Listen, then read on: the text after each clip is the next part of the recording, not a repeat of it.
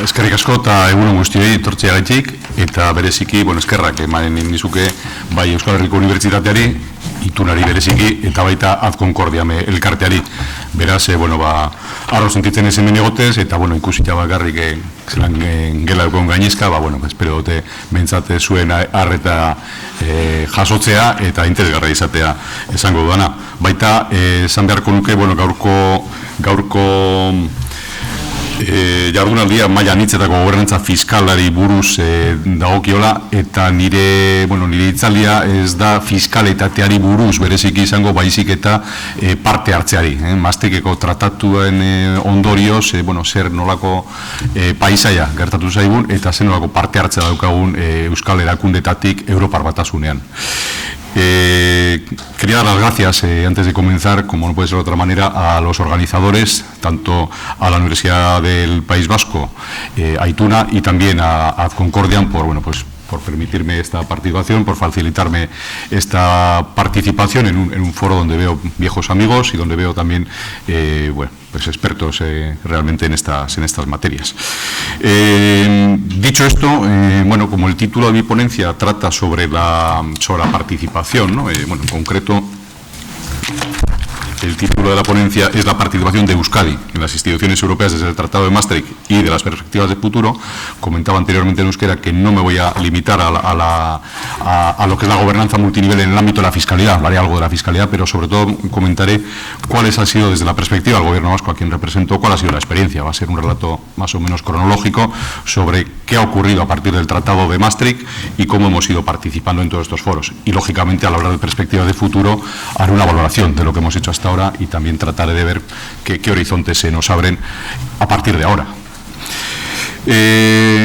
Maastricht efectivamente marca, yo diría que un antes y un después, no ya solo para las regiones, también una matización. Cuando hablo de regiones lo haré sin matices, es decir, tenemos estados, tenemos regiones. Los estados pueden ser naciones, pueden ser plurinacionales y también las regiones pueden ser naciones o no serlo o pueden ser un híbrido de cualquier cosa. Pero cuando hablo de estados y regiones no es más que un formalismo, es terminología pura, esta jerga que empleamos en Bruselas, en la Unión Europea, para distinguir lo que son los estados miembros y, vamos a decir, los fragmentos de Estado, que también somos Estado, las regiones, las autonomías. Somos una parte del Estado, el Estado periférico, por decirlo de alguna manera. Pero sin entrar en ese tipo de disquisiciones, vuelvo al Tratado de Maastricht, que efectivamente marca un antes y un después en la construcción europea.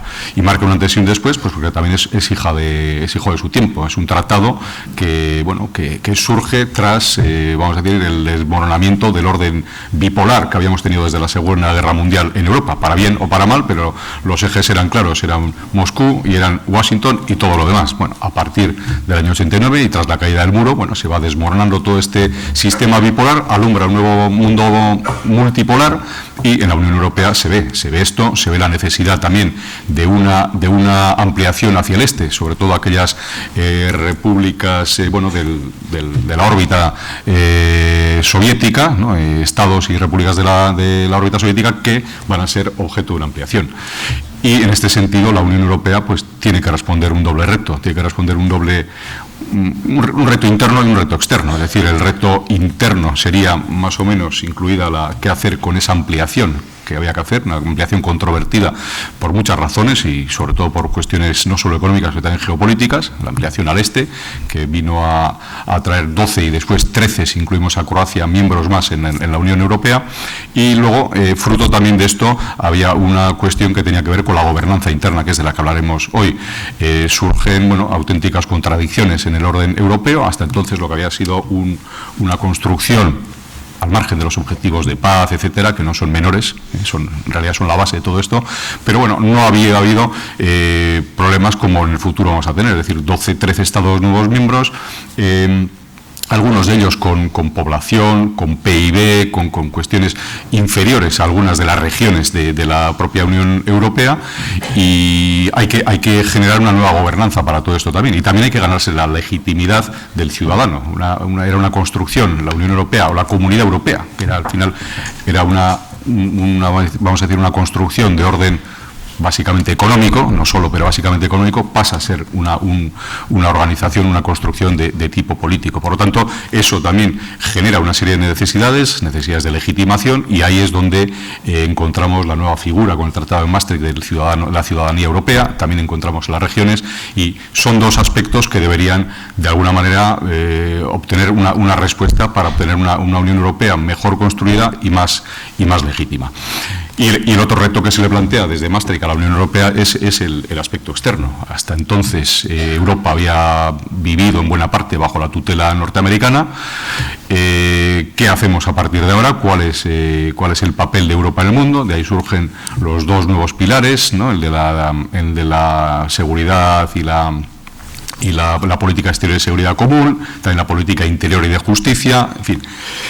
Por muchas razones, no abundaré más en esto, porque si no, no hablaré de lo que tenemos que hablar. Pues la Maastricht supone, por lo tanto, un punto de inflexión, y todavía estamos viviendo, vamos a decir, bajo el paraguas de lo que fue Maastricht, aunque luego hayamos tenido otro tipo de reformas, como fueron, cronológicamente hablando, Ámsterdam, como fue Niza, como fue el no tratado constitucional y su heredero, el Tratado de Lisboa, que es lo que hoy tenemos en vigor. Bien, a pesar de todo, yo creo que quien marca realmente el nuevo rumbo es Maastricht, y por lo tanto hoy vamos a hablar de cuál es nuestra participación a partir del Tratado de Maastricht, para la participación de las regiones. Antes de esto, también decir que, claro, con la ampliación al este tenemos 13 nuevos estados, ¿no? Hasta los 28 actuales, ya veremos si seremos 27 dentro de poco, hasta los 28 estados actuales, pero de esos 13 estados, no se me ocurre ninguno que contenga en su interior realmente realidades regionales potentes como las que sí tenemos en otros 8 estados miembros, que vamos a decir que son los de antes de 1995. Eso no quiere decir que en el este no existan minorías, incluso problemas importantes de minorías en unos y otros países, pero lo que son regiones como tal, como las entendemos según las definiciones de las que ha hablado la profesora Serrano, es decir, que tengan competencias, parlamentos, etcétera, no hay en el este, o no las conocemos, al menos en esa medida. Lo que sí tenemos en los otros estados, vamos a decir, de la Europa occidental, de la Unión Europea occidental, son 8 estados miembros que contienen a su vez 73 regiones con competencias legislativas. Eso a modo, vamos a decir, de introducción. ¿Cuál es la novedad del Tratado de Maastricht? El Tratado de Maastricht se ha comentado anteriormente en la primera ponencia. Pues se alumbra determinadas cuestiones, como el Comité de las Regiones, habilita la participación regional, introduce, no es exactamente la primera vez, el principio de subsidiariedad, porque en el Acta Única Europea de 1986 ya había habido alguna referencia con respecto a la política medioambiental, pero es que realmente es cuando ya de alguna manera se concreta, aunque todavía es incipiente, pero se concreta en el Tratado de Maastricht el principio de subsidiariedad y proporcionalidad, del que más tarde hablaremos un poco, aunque sea por aclarar el concepto de subsidiariedad, que creo que es importante.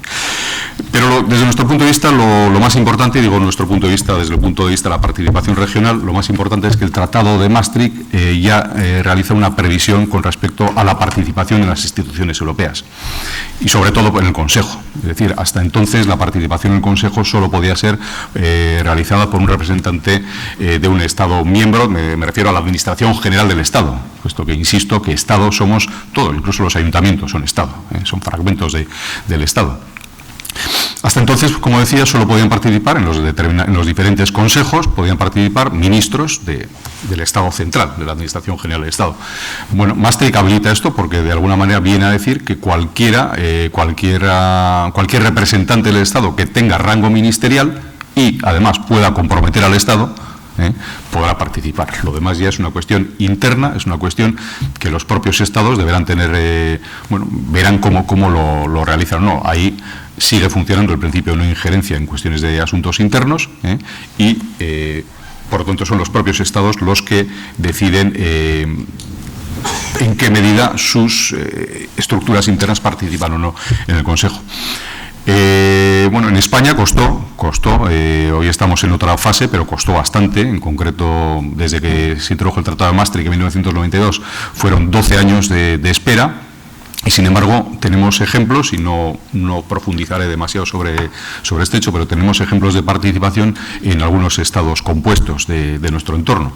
Estos estados compuestos son Bélgica, de lo que hablará el profesor Erkoreka más tarde, Alemania, Austria e incluso hasta el Reino Unido.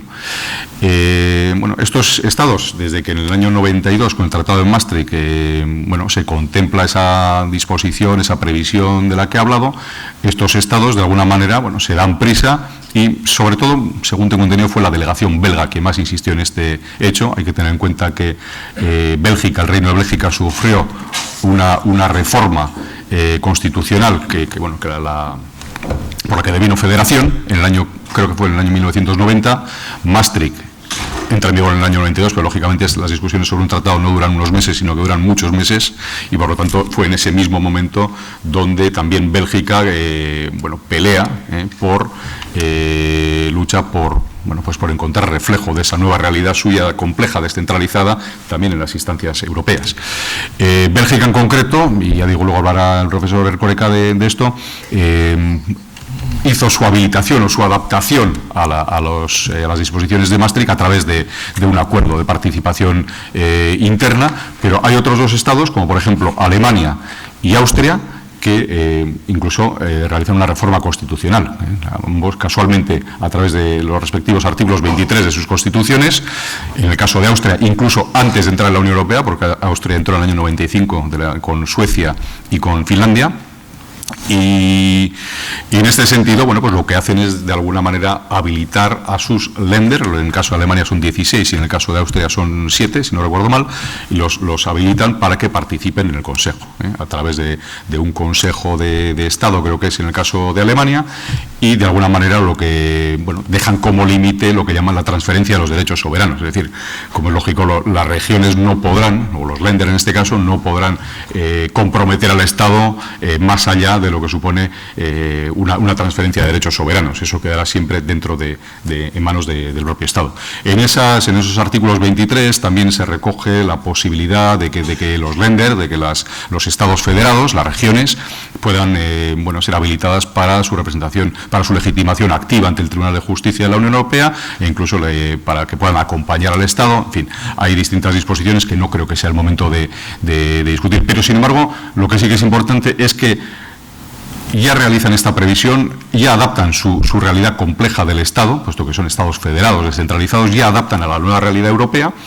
E incluso en un caso como es el propio Reino Unido, que como sabéis no tiene una constitución escrita, son constituciones basadas, digamos, en la costumbre, en el derecho constitucionario. Sin embargo, ellos, con ese sentido práctito, del que no están haciendo, por cierto, gala ahora con la cuestión del Brexit, pero de la que siempre han hecho, posibilitan que esas nuevas entidades descentralizadas, porque no hay que olvidar que la devolution o la descentralización en el Reino Unido es una cuestión que ocurre en los años 90, en concreto Escocia, por ejemplo, tiene la primera devolution en el año 97, bueno, pues incluso en el momento tan temprano ya empiezan a habilitar a estas naciones, como en el caso de Escocia o de Gales o Irlanda del Norte, a participar en consejos europeos. Incluso se dio la circunstancia de que en el caso de Escocia, y creo que esto es así, en el caso de Escocia presidieron incluso un consejo en la temática de pesca. Flandes también lo ha hecho en el caso de Bélgica. El caso de Bélgica, no voy a insistir en ello, pero es el más paradigmático de todos ellos, porque contemplan unas competencias en materia exterior que yo no conozco ninguna otra organización.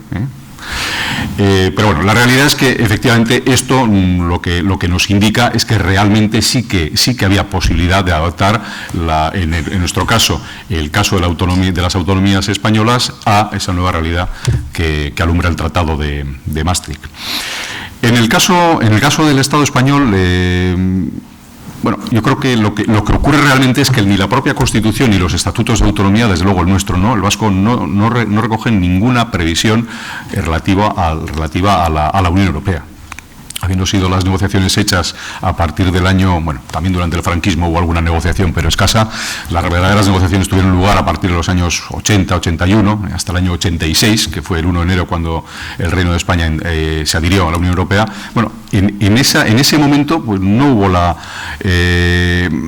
de ese momento, es decir, en el año 78, no hubo bueno, no sé si me imagino que en la época de la transición bastante sería lo que habría entre manos como para pensar incluso en esto, pero es que ni siquiera en el año 78 ni en el año 79 en el Estatuto de Autonomía se recoge una sola palabra de la realidad europea. Claro, el que no se recoja una sola palabra no quiere decir que no se pueda participar en la Unión Europea, como de hecho hoy estamos. La Constitución sigue sin recoger ninguna previsión relativa a la Unión Europea, el Estatuto de Autonomía tampoco, aunque hay una ponencia política en marcha para su reforma, y en las bases ya se contemplan algunas previsiones, pero bueno, veremos cómo acaba todo esto, digo lo de la ponencia, pero la cuestión es que no tenemos ninguna previsión legal de tipo constitucional ni estatutario en relación a esto.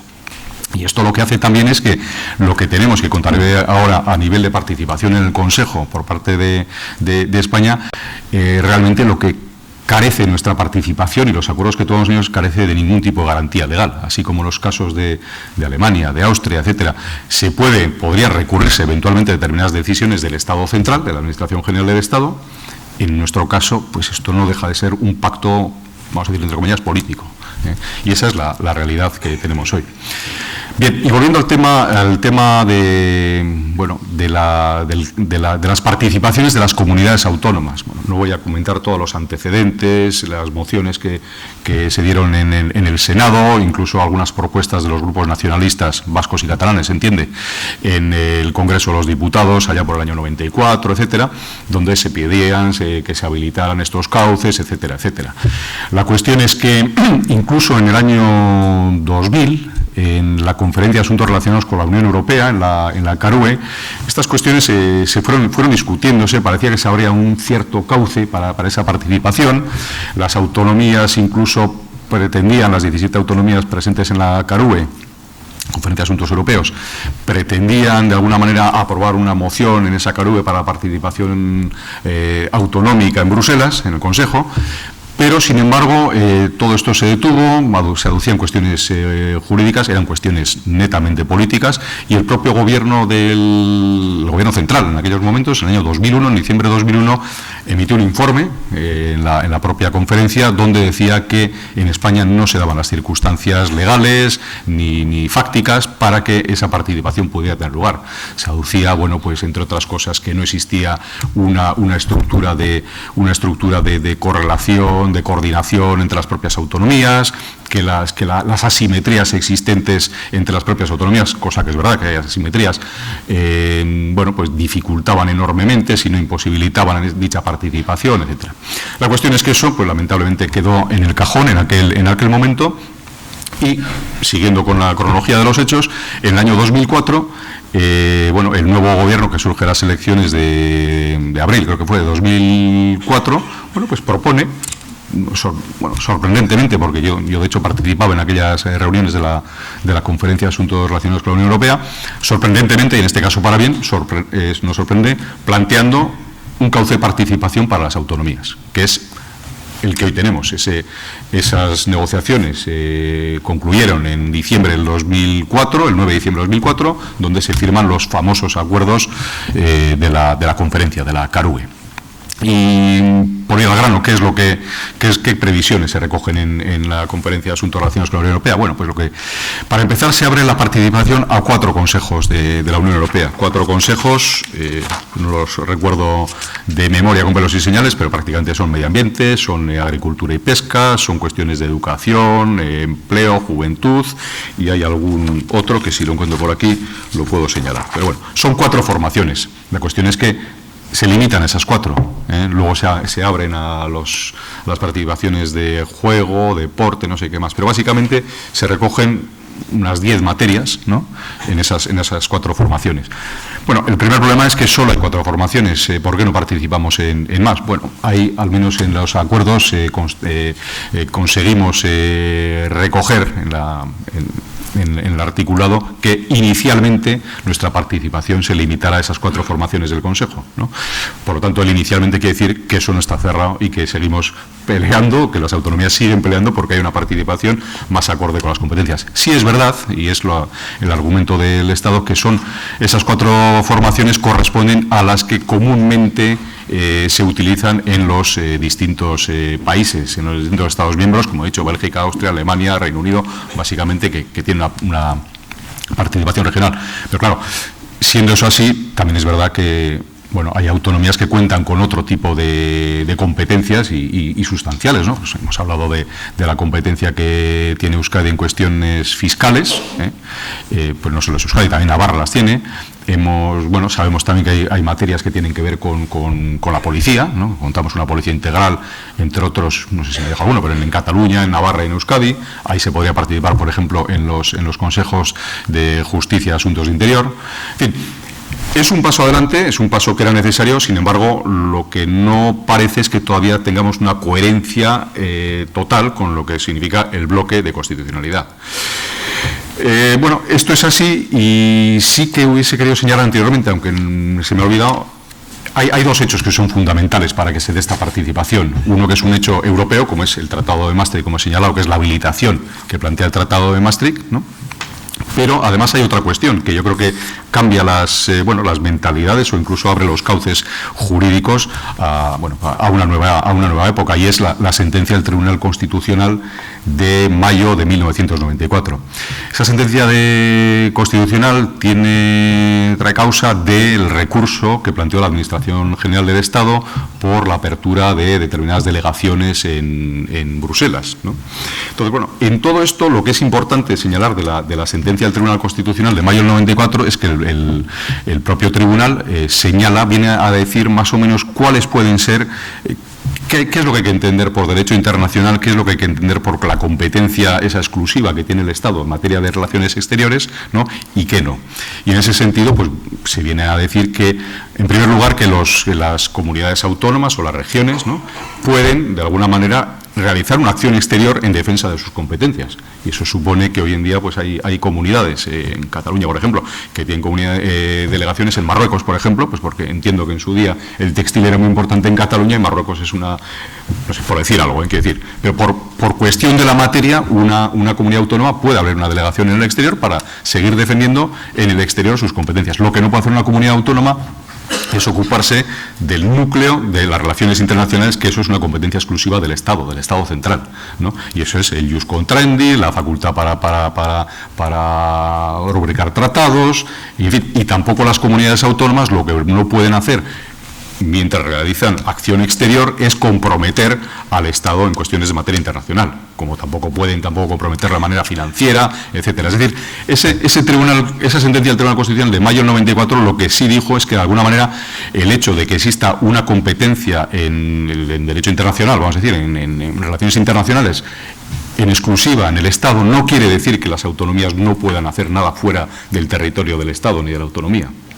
Bueno, a raíz de eso, se permitieron abrir también delegaciones en el exterior, y hay unas cuantas en Bruselas, por ejemplo.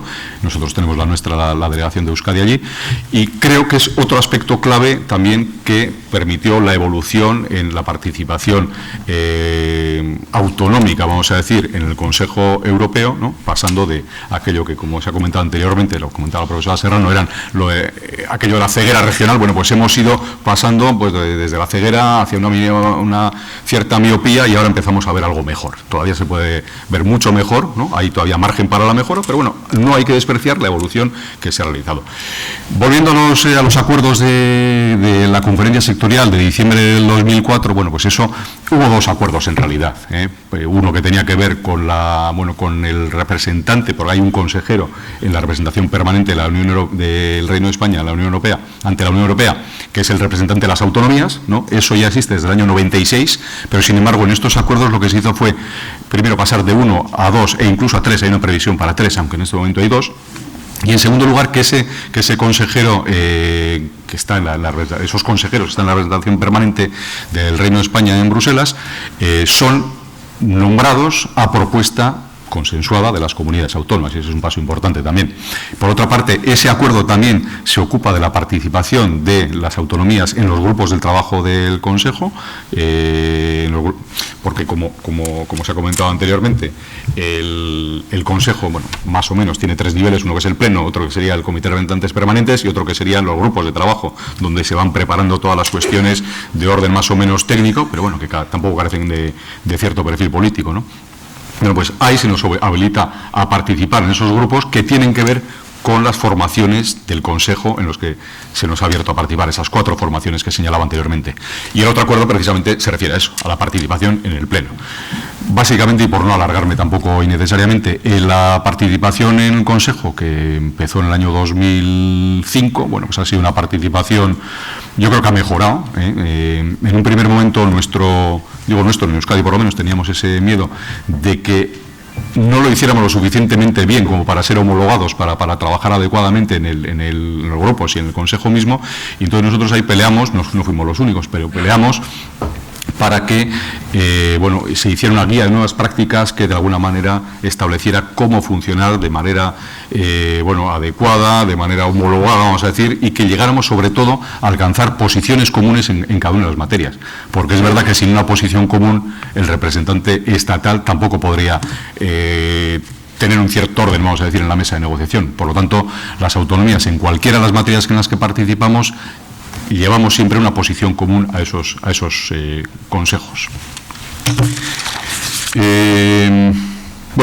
Normalmente, tomemos una de las materias, por ejemplo, he señalado que hay, no sé, más o menos puede haber 10, 11 materias en esas 4 formaciones diferentes: pesca, educación, cultura, etcétera. Tomemos, por ejemplo, el Consejo de Medio Ambiente. Bueno, ¿cómo se funciona para esto?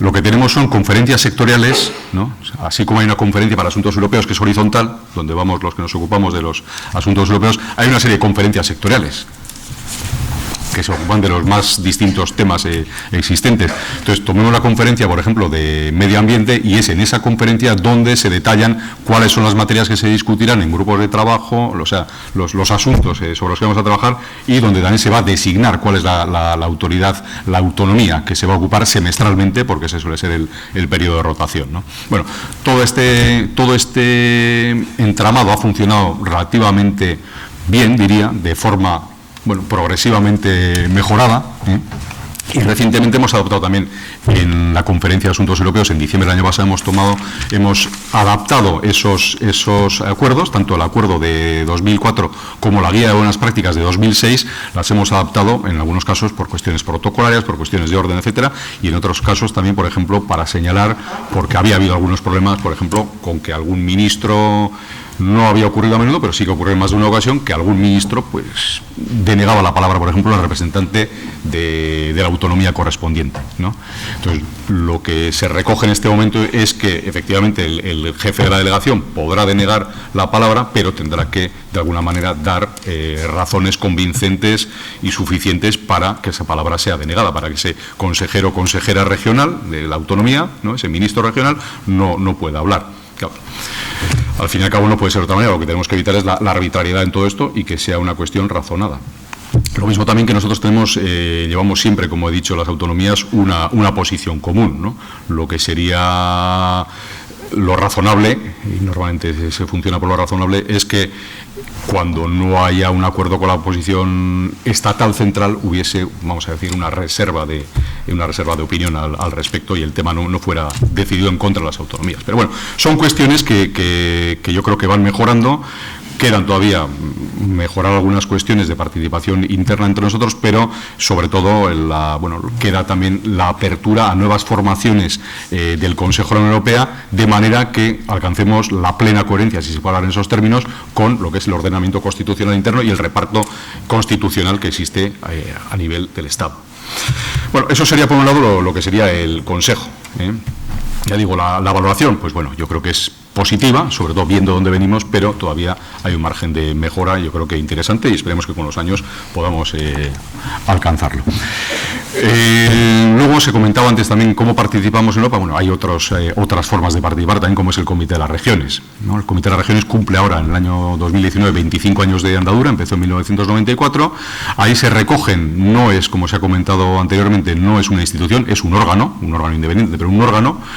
Están representadas 350, yo no diría ni regiones, son 350 entidades donde tenemos regiones con competencias legislativas, regiones que no son más que demarcaciones administrativas, bueno, no más digo, pero no tienen competencias, y, por ejemplo, ciudades, metrópolis, etcétera, con lo cual la composición es básicamente heterogénea, por decir algo, con lo cual es muy difícil que haya una serie de intereses exactamente comunes. Hay distintos patrones de funcionamiento, pero bueno, esa es la situación que tenemos ahora. Hay una sola Cámara y las cuestiones que se discuten en el Comité de las Regiones tienen carácter consultivo, es decir, lo que se pasa al Comité de las Regiones no tiene en ningún caso, en ninguno, un aspecto vinculante.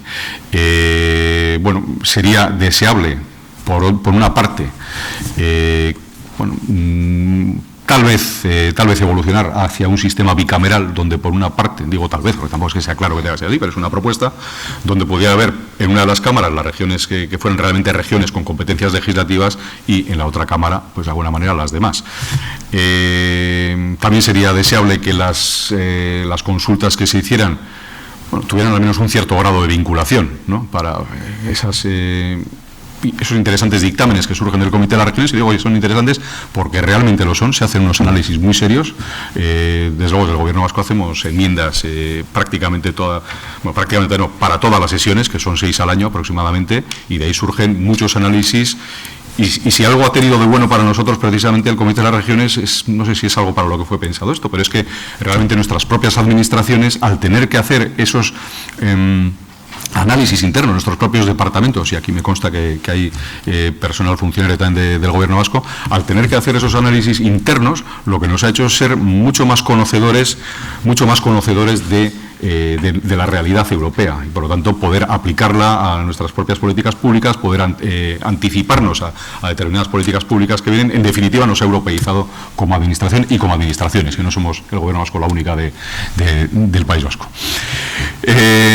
Por lo tanto, el Comité de las Regiones, bueno, sí es un paso adelante, pero a nosotros nos parece que es un paso adelante insuficiente, que ese sí que habría que mejorarlo. Pero bueno, veremos a ver por dónde van los tiros. Hablábamos de perspectivas, ¿no?, de perspectivas con respecto al futuro. ¿Qué podemos decir? ¿Qué se podría hacer a nivel de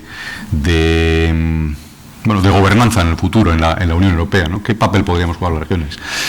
Bueno, yo personalmente considero, no soy yo el único, considero que la participación, esto de la gobernanza multinivel y tal, más allá de terminología que suene bien y tal, yo creo que es necesaria en un